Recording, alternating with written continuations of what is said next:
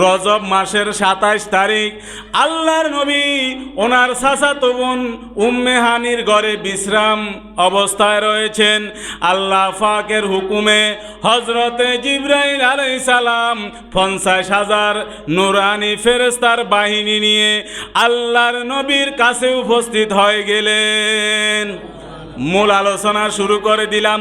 ডানে বামে তাকাবেন না, আমার দিকে চেয়ে থাকেন আমার ভাইরা।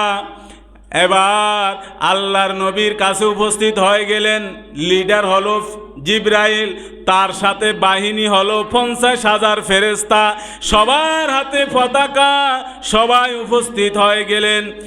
মিছিলে মিছিলে মারহাবায়া মারহাবায়া বলতে বলতে সবাই আল্লাহর নবীর কাছে উপস্থিত হয়ে গেলেন। হযরতে জিবরাইল আমিন দেখেন আল্লাহর নবী বিশ্রাম অবস্থায় রয়েছেন। জিবরাইল বলে, ও বার এলাহি, তোমার বন্ধু তো ঘুমায়, তোমার বন্ধুকে মেরাজের দাওয়াত কিভাবে দেব? আমার ভাইয়েরা, আল্লাহ বলেন, ও জিবরাইল দেরি করো না, দেরি করার সময় নাই, সব কিছু রেডি করা আছে। তোমার জিব্বা নূরের জিব্বা, আমার নবীর কদমে লেগে যাও, কারণ আমার নবীও নূর, তুমিও নূর, তোমার জিব্বাও নূর, আমার নবীর কদমও নূর।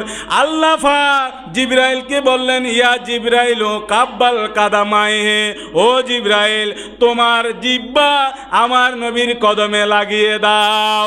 আল্লাহর নির্দেশে জিবরাইল, তার জিব্বা হচ্ছে ঠান্ডা ঠান্ডা বস্তু, জিব্বা যখন পায়ের সাথে লাগিয়ে দিলেন, নবীজি ঘুম ভেঙে চোখটা মেলে দেখে জিবরাইল।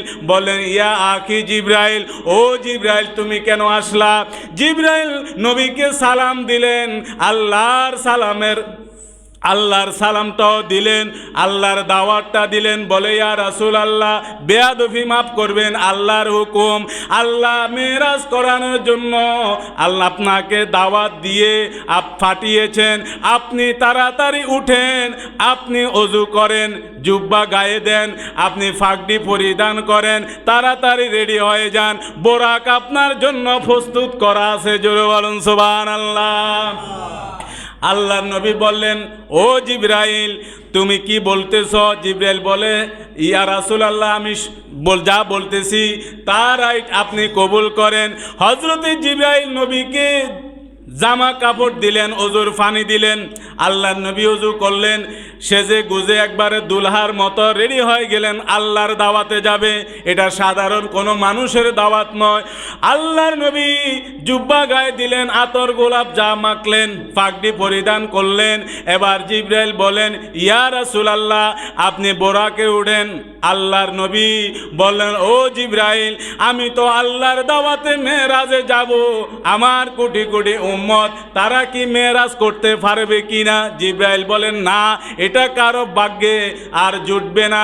যেখানে আদম থেকে ঈসা পর্যন্ত কাউকে আল্লাহ সে মেসেজ দেয় নাই, দাওয়াত দেয় নাই, আর আপনার উম্মতের ভাগ্যে তো সেটা কখনো সম্ভব হবে না। এবার আল্লাহ নবী বললেন, ও জিবরাইল আমি যদি মেরাজে যাই, আমার কোটি কোটি উম্মতকে কার জিম্মাদারি রেখে যাব? আমার উম্মতের কি বেহাল হবে?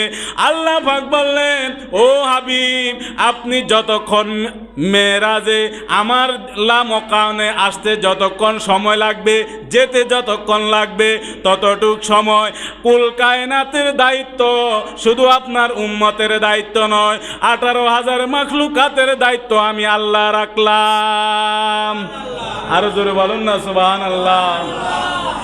মেরাজের আলোচনা বুঝলে, শিক্ষা গ্রহণ করলে অনেক কিছু এসে যাবে, বুঝ এসে যাবে। আমার ভাইরা, এবার নবী বুরাকে উঠবেন। বারকুন শব্দ থেকে বুরাক, বুরাক শব্দের অর্থ হলো আপনার এই বুরাক এমন একটা নূরের সৃষ্টি, ওই বুরাক বিদ্যুতের গতির চেয়ে আরো বেশি দূর আপনার চলতে পারে, যার এক পা এখানে আরেক পা আপনার 50,000 বছরের রাস্তার সেখানে পড়ে। বোরাক একদিকে তাকালে আরেক প্রান্ত পর্যন্ত দেখতে পারেন। ওই ফকর বোরাক আল্লাহর নবীর বাহন হবে মেরাজের, সে বোরাক নড়াছড়া শুরু করে দিল। অনেক লম্বা ঘটনা, সংক্ষেপ বললাম। বোরাক যখন নড়াছড়া শুরু করলো, জিবরাইল বলল, বোরাক বেয়াদফি কেন করো? তোমার উপর এখন আখিরি জমানার নবী সাওয়ার হবে মেরাজ করার জন্য। বোরাক বলে, ও জিবরাইল, আমার একটা আবদার আছে, সে আবদারটা নবীকে বলে আমি বিদায় নেব। জিবরাইল বললেন, ঠিক আছে, কি বলবে বলো। বোরাকের জবান খুলে গেল। বোরাক আল্লাহ নবীকে বললেন, ইয়া রাসূলুল্লাহ, জান্নাতের মধ্যে অসংখ্য বোরাক ছিল, কিন্তু জিবরাইল আমাকে বেছে বেছে এনেছেন। ও রসূল, আমার একটা আবদার হলো, আমি বোরাক যেরকম আপনার মেরাজের সঙ্গী হলাম, সাওয়ারি হলাম, আবার আপনি আমাকে কথা দেন, কাল হাসরের ময়দানে আপনার উম্মতকে ফুলসিরাত পার হওয়ার সময় আমি বোরাককে আপনি বাহন হিসাবে রাখবেননি। আল্লাহ নবী বললেন, ও বোরাক, যাও, তোমার দোয়া কবুল, তোমার দরখাস্ত কবুল। কাল হাসরের ময়দানে আমার উম্মতকে পার করানোর জন্য ফুলসিরাতের গেটে তুমি বোরাককেও আমি রাখবো, তোমার ফিস্টে করে আমার উম্মতকে ফুলসিরাত পার করে দিব। এবার আল্লাহ নবী বোরাকের উপর উঠলেন। এটা জমিনের মেরাজ, বায়তুল্লাহ থেকে বাইতুল মুকাদ্দাস নবী যাবেন, সেটা বোরাকের ফিটে উঠলেন। পিছনে জিবরাইল, জিবরাইলের পিছনে 50,000 ফেরেশতা আহলান সাহলান বলে বলে স্লোগান দিতে দিতে আল্লাহর নবীকে নিয়ে যাচ্ছে। আল্লাহ রাব্বুল আলামিন সেটাই কোরআনুল কারীমের মধ্যে বলেছেন। 15 পারা সূরা বনী ইসরাঈলের মধ্যে, বিসমিল্লাহির রহমানির রহিম, সুবহানাল্লাযী ইয়াসরা বিআবদিহি লাইলাম মিনাল মাসজিদিল হারাম ইলাল মাসজিদিল আকসা। জোরে বলুন আল্লাহু আকবার। মসজিদুল হারাম বায়তুল্লাহ থেকে মসজিদুল আকসা নবী রওনা হয়ে গেছেন। যেতে যেতে অনেক কিছু জিবরাইল নবীকে দেখিয়েছেন। কিছু দূর যাওয়ার পরে একটা কবর, মূসা আলাইহিস ইসলামের কবর, ওই মূসা আলাইহিস ইসলাম কবরের মধ্যে নামাজ আদায় করতেছেন। আল্লাহ নবী মূসা নবীর কবর দেখে দাঁড়ালেন। এবার নবীকে দেখে মূসা আলাইহিস ইসলাম কবরের মধ্যে নামাজ পড়তেছেন। নামাজ তাড়াতাড়ি শেষ করে দিয়ে সালাম ফিরিয়ে আমার নবীর প্রতি দরুদ পড়া শুরু করে দিলেন। মূসারে কাণ্ড দেখে আল্লাহ নবী হাসলেন। হেসে জিবরাইল বলে, ইয়া রাসূলুল্লাহ, আপনি হাসলেন কেন? আমার কোনো বেয়াদফি হলো নাকি? জিবরাইলকে আল্লাহ নবী বলেন, ও জিবরাইল, কোনো বেয়াদফি হয় নাই, এটা মূসা নবীর কবর। মূসা নবী কবরের মধ্যে নামাজ পড়তে লাগলো। আমি নবীকে দেখে তাড়াতাড়ি নামাজ শেষ করে দিল, আর আমি নবীকে সালাম দিতে লাগলো। মূসারে কাণ্ড দেখে আমি নবী হেসে দিলাম। জোরে বলুন সুবহানাল্লাহ। কেমন নামাজের পাগল আমরা, কিন্তু নবীর মিলাদের পাগল নয়। ইচ্ছা আছে না? যেখানে মূসা নবী কবরে নবীকে দেখে তাড়াতাড়ি নামাজ শেষ করে দেয়, আর আমরা সুন্নত তাড়াতাড়ি পড়ে না, মিলাদের জন্য আমরা বসে থাকতো। এরকম কিছু মুসল্লি আছে না? আপনারা দ্রুত নামাজ শেষ করবেন, মিলাদ শরীফ আখেরে মুনাজাত দিয়ে যাবেন। এটা মূসা আলাইহিস সালামের সুন্নত। আর নবীদেরকে যারা অনুসরণ করবে, কাল হাসরের ময়দানে নবীদের সাথে তার হাসর নসর হবে, জান্নাতে যাবে। জোরে সোরে বলুন সুবহানাল্লাহ। এটাই ইমানদারের বৈশিষ্ট্য, এটাই ইমানদারের বৈশিষ্ট্য। যাই হোক, এবার আল্লাহর নবী বাইতুল মুকাদ্দাসে উপস্থিত হয়ে গেলেন। অনেক লম্বা ঘটনা। বাইতুল মুকাদ্দাসের মধ্যে সমস্ত নবীরা এখানে অপেক্ষা রয়েছেন। আদম থেকে ঈসা পর্যন্ত সমস্ত নবীরা সেখানে। আর নবী উপস্থিত হয়ে গেলেন, সবাই নবীকে সালাম দিতে লাগলো। আখেরি জমানার নবী আমাদের মাঝে উপস্থিত হয়ে গেছে। এবার আল্লাহর নবী বললেন, ও জিবরাইল, সমস্ত নবীরা যেখানে উপস্থিত, আমি সমস্ত নবীদেরকে নিয়ে একটু আল্লাহকে সেজদা দিব, তুমি জিবরাইল আজান দাও। হযরত জিবরাইল আজান দিলেন। এখন নামাজ কে পড়াবে? আদম ইসলাম বলে আমি প্রথম নবী, আমি সবার মুরব্বী, আমি পড়াবো। হযরত ইব্রাহিম খলিলুল্লাহ বলে আল্লাহ আমাকে নমরুদের আগুনের মধ্যে আমাকে ফেললো, আল্লাহ ইব্রাহিম খলিলুল্লাহ উপাধি দিল, আমার মর্যাদা বেশি, আজকে নামাজের ইমামতি আমি করব। মুসা আলাইহিস সালাম বলে আমার এত ক্ষমতা, আজরাইলকে থাপ্পড় মেরে চোখ আমি বের করে ফেললাম, রক্ত বের করে ফেললাম, আমার অনেক ক্ষমতা, আজকে আমি নামাজের ইমামতি করব। হযরত ঈসা আলাইহিস সালাম বললেন না না, আল্লাহ আমাকে জিন্দা রেখেছেন, আল্লাহ এখনো আমাকে মৃত্যুবরণ করেন নাই, আমি আসমানের উপরে জিন্দা রয়েছি, আজকে নামাজের ইমামতি আমি ঈসা নবী করব। সবার জল্পনা কল্পনা শুরু হয়ে গেল। এবার আল্লাহ জিবরাইলকে নির্দেশ দিলেন, ও জিবরাইল আমার বন্ধুকে বলো ইমামতির জায়গায় চলে যেতে, আর আমার নবী ইমাম হবে, সমস্ত নবীরা মুসল্লি হয়ে যাবে। আল্লাহর নবী নামাজ আদায় করলেন। এটার হিকমত হলো আমাদের নবী সৃষ্টি হয়েছে আগে, কিন্তু নবী এসেছেন সবার লাস্টে। এটা কেউ যেন আমাদের নবীকে বিভিন্নভাবে মন্তব্য না করতে পারে, এই জন্য মেরাজের রাত্রে সমস্ত নবীদেরকে নিয়ে নামাজ পড়িয়ে আল্লাহ রাব্বুল আলামিন আমাদের নবীকে সমস্ত নবীদের ইমাম বানিয়ে দিয়েছেন। নবীর মর্যাদা বেড়ে গেল। এবার ওইখান থেকে ডাইরেক্ট জিবরাইল সহ বোরাক সহ আল্লাহর নবী প্রথম আসমান, দ্বিতীয় আসমান, তৃতীয় আসমান, চতুর্থ আসমান, এভাবে সপ্তম আসমানে চলে গেল। এক এক আসমানে আবার এক এক নবীর সাথে দিদার হলো, দেখা হলো। সমস্ত নবীরা ওনাদের দরখাস্ত বললেন, ও আখেরি জমানার নবী, আমরা তো আল্লাহকে দেখি নাই, আল্লাহর সাথে দিদার হয় নাই, আপনি মেরাজে যাচ্ছেন, আমার মনের দরখাস্তটা আপনি একটু আল্লাহকে বলবেন। এভাবে সপ্তম আসমান পর্যন্ত অন্য নবী সব নবীদের সাথে আবার দেখা হয়েছিল। এবার সিদরাতুল মুনতাহা যখন চলে গেলেন, জিবরাইল বলেন ইয়া রাসূলুল্লাহ বেয়াদবি মাফ করবেন, এই সিদরাতুল মুনতাহা হচ্ছে আমি জিবরাইলের বাড়ি, এখান থেকে আমি সমস্ত নবীদের কাছে ওহী নিয়ে গিয়েছিলাম। ইয়া রাসূলুল্লাহ এখান থেকে আর উপরে যাওয়ার আমার সে শক্তি নাই, সে যোগ্যতা নাই, এখান থেকে আপনি নবী একাই যাবেন।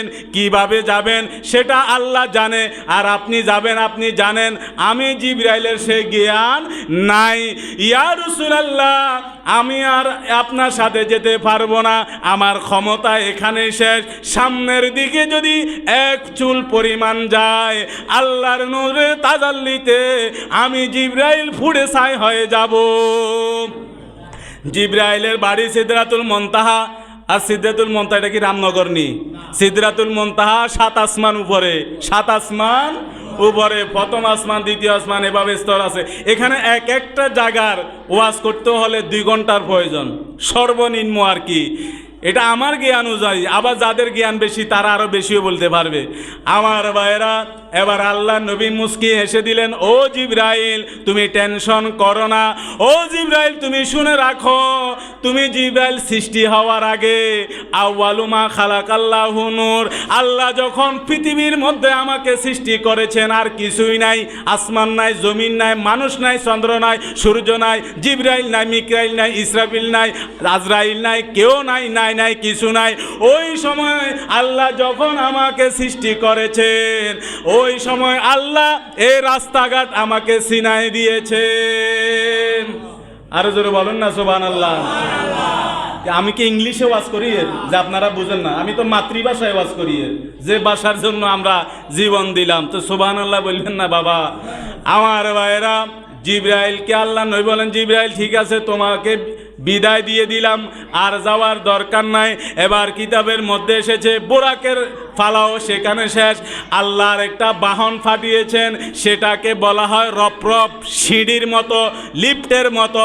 এবার আল্লাহ নবীও লিফটের মধ্যে ওই রপরপের মধ্যে দাঁড়িয়ে এলেন, সোজা আল্লাহ রাব্বুল আলামিন আরশ আজিমে নিয়ে গেলেন। এবার সব কিছু যাওয়ার পরে লৌহ কলম সব কিছু, ডান নাই, বাম নাই, পূর্ব নাই, পশ্চিম নাই, রাত বোঝা জানা, দিন বোঝা জানা, শুধু নূরের জগৎ। শুধু কিসের জগৎ? নূরের জগৎ। নবীজি একটু ভয় পেয়ে গেলেন, মনটা ঘাবড়ায় গেল। কিরে ডাইনে বামে কেউ নাই, রাস্তা দিয়ে রাত্রে হাঁটতে মনে হয় যেন পিছনে কে হাঁটের আমার পিছনে, আবার পিছিয়ে দিয়ে চাই কেউ আসেনি, কয়ে কেউ নাই, এরকম হয় না রাত্রে হাঁটার সময়। আমার ভাইরা, এবার আল্লাহ রাব্বুল আলামিন বললেন, ও দোস্ত আপনি চিন্তা করবেন না, এবার নূরের খেলা শুরু হয়ে গেল। আপনি আরশ আজিমের উপরে চলে এসেছেন, এখানে আপনি ছাড়া আমি ছাড়া আর দ্বিতীয় কেউ নাই। আল্লাহ বললেন উদুনি মিন্নি, নবী হাঁটে, আমরা কই না আরেকটু হাঁট, ওই তো সামনে, কই না, বাচ্চার গরু এরকম কইতে কইতে বাজারের জন্য লই যায়। আগে দাদারা বহু চালাকা ছিল, এখন বাচ্চার গরু বুঝন যায় না, নেটিয়া ডিজিটাল যুগের ফোলা তো, এখন চিপস করলে নগদে, এখন চিপস দিতেব, নাহলে মাথা টাথা ফাড়া লাইব, বাপটাপ কিছু মানবে না। আমার ভাইরা, তো সেই আল্লাহ নবী হাঁটতেছে, আর আল্লাহ নবী যেন গাবড়িয়ে না যায়, আল্লাহ আওয়াজ দিচ্ছে উদুনি মিন্নি, হাবিব আপনি টেনশন করিয়েন না, আরো কাছে আসেন, আরো কাছে আসেন, সামনের দিকে আসেন, রাস্তা ক্লিয়ার। জোরে সোরে বলুন সুবহানাল্লাহ। এখান থেকে বর্ণনা সূরা নজুমের মধ্যে 4 আয়াত থেকে একবারে লাস্টে আপনারা তেলাওয়াত করলে অনুবাদ আপনারা বুঝে আসবেন। আল্লাহ পাক বলেছেন সুম্মা দানা ফাতাদাল্লা কাবা কাউসাইনে আও আদনা। আল্লাহ তার হাত বন্ধুকে এমন কাছে নিয়ে গেলেন, কাছে যেতে যেতে আর কোনো জায়গা নাই, আল্লাহ এবং তার রসুল দুজন সামনাসামনি। কাবা কাউসাইনে আদনা হলো ধনুক আর তীর একসাথে থাকে, ধনুক আর তীর। এটা কোরআন আয়াত বাবা, এটা কোনো মুফতি মুহাদ্দিসের কোনো শায়েখের কথা নয়, এটা কোরআন অস্বীকার করলে আর মুসলমানিত্ব নাই। সুম্মা দানা ফাতাদাল্লা কাবা কাউসাইনে আও আদনা। আল্লাহ তার বন্ধুকে এমন কাছে নিয়ে গেলেন, ধনুকার তীরের মতো, যেভাবে তীর থেকে ধনুক থেকে তীরটা লেগে বের হয়, আল্লাহ এবং তার হাবিব এমনভাবে দিদার হয়েছে, মাঝখানে একটা সুই পরিমাণ জায়গা ছিল না। এখানে মেরাজের আলোচনা শেষ। আল্লাহ তার হাবিবকে, বহু ঘটনা এখানে রহস্য কোরআনের আয়াতের মধ্যে আছে, মতবাতের সহিহ হাদিসের মধ্যে আছে।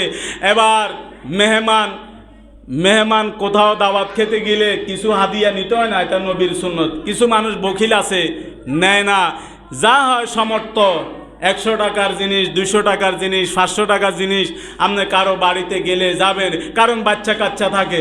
এখন বাচ্চারা দেখবে চাচা আসছে, জেঠা আসছে, মামা আসছে, খালু আসছে, নানা আসছে, খালি হাত কেন? বাচ্চারা আপনার চেহারার দিকে তাকাবে না, বাচ্চারা হাতের দিকে তাকায় কিছু আনছে কিনা। এটা আল্লাহর নবীর সুন্নত। 100 টাকার জিনিস, 200 টাকার জিনিস, 50 টাকার একটা বিস্কুট হলো নিয়ে যাবেন, এটা নবীর সুন্নত। আর নবীর উম্মত দাবি হলে সে জান প্রাণ দিয়ে নবীর সুন্নত পালন করবে। এবার আল্লাহ বললেন, হাবিব আপনি আমার জন্য কি আনছেন? আমার দরবারে আসছেন, দরবারে এলাহির মধ্যে আসছেন। আল্লাহ নবী বললেন, ওগো বার এলাহি, আপনার জন্য আমি কি আনবো? আমার ইবাদত বন্দেগী তসবিহ তাহলিল যা আছে সব কিছু আপনাকে হাদিয়া দিয়ে দিলাম। এটা আত্তাহিয়াতুর ভাষা আমরা বলি, আত্তাহিয়াতু লিল্লাহি ওয়াস সালাওয়াতু ওয়াত তাইয়্যিবাত। ওগো আল্লাহ,